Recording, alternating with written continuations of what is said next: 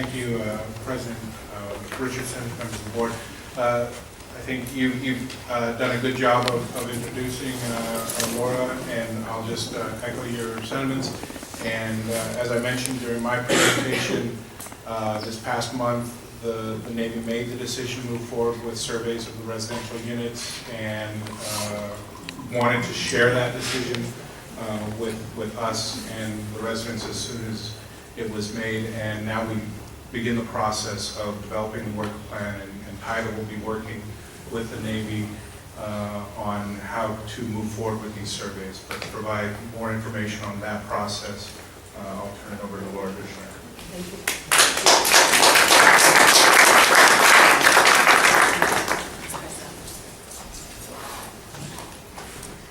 Madam Chairwoman and Directors, thank you very much for welcoming me this evening.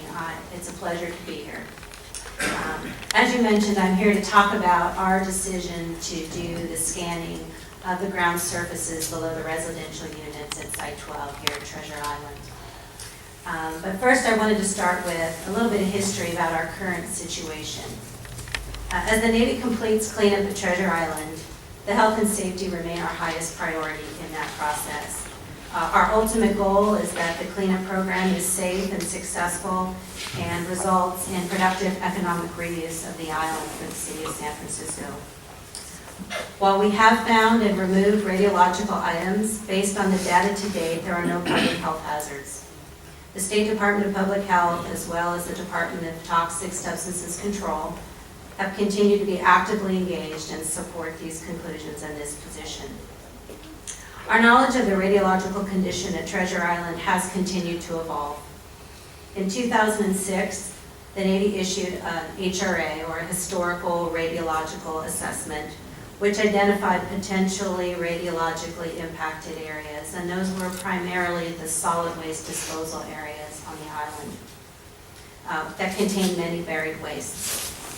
But from 2007 to 2011, a great deal of cleanup and field work was underway, and a much greater volume of low-level radiological material was found and removed, a much greater volume than was anticipated.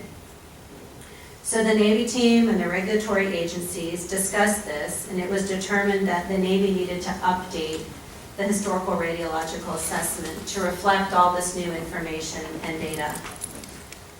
In 2012, there was a new updated draft Historical Radiological Assessment that was released and shared with the regulatory agencies.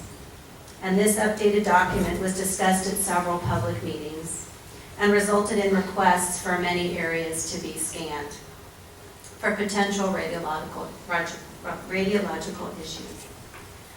In response to those concerns, in the fall of 2012, the State California Department of Public Health completed radiological surveys around the Child Care Center, the Boys and Girls Club, the school, the commercial winery, and a trailer, and issued their findings that there were no elevated readings detected.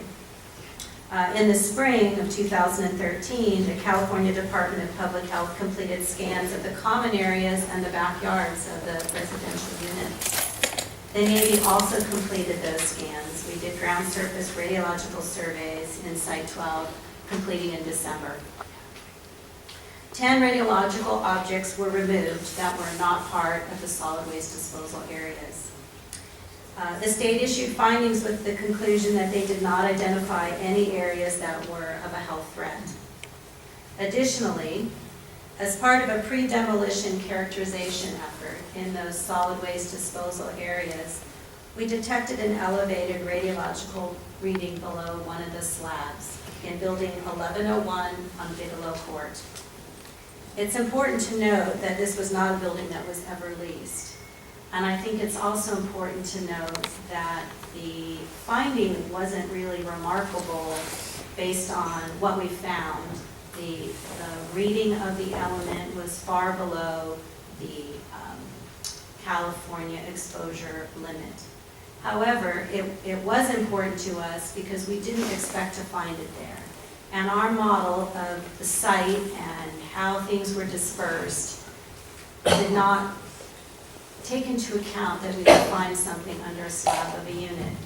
So for that reason, for the science or need to fill that data gap, we believe it is important to scan the ground underneath the slabs of the other residential units. It now appears that there was some site grading when the housing was built that dispersed some things from the solid waste disposal areas, and that was not a concept that was previously considered in the model. Our plan is to scan the ground surfaces under the slabs and give us a complete picture. We don't have all the details yet, and I'm sorry if you're disappointed that you want a lot of details tonight, but we wanted to make sure we shared and communicated as soon as possible. We heard the community, we're looking at our models, and we want to come out and do the scanning. We're planning a public meeting that will be part of the process to get public input into the plan. We plan to step up fact sheets, newsletters, emails, and do a better job at our communication, especially on this very important matter.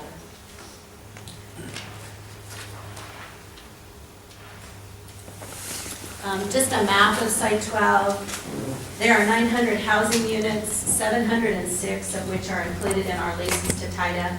202 units remain offline due to Navy's cleanup activity. I believe all the orange buildings have been demolished on this map, and all the blue buildings are those under Navy control and part of the current cleanup actions. As remarked by many, there are signs and fences where necessary, limiting access, and that is an element to protect people's safety.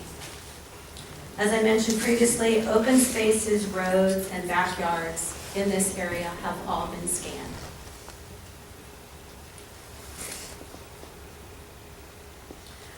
So what is the Navy doing? Tonight we're here making sure we reinforce and communicate our decision to scan the ground beneath these slabs in the interior of the units in Site 12. Based on the additional information of that find under Building 1101 and in concert with residents' request. We've developed a scope of work and we've begun the contracting process. We'll know a lot more details when we've actually awarded the contract and we can generate detailed plans to accomplish the work. Those details will range from technical matters like the scanning parameters and scanning equipment to the logistics of moving furniture and scheduling the units. All of these activities will be carefully coordinated with TIDA and the housing services providers. Once scans are complete, we'll provide data as soon as we can, and we'll also use the culmination of all the data to produce an overall evaluation of the site.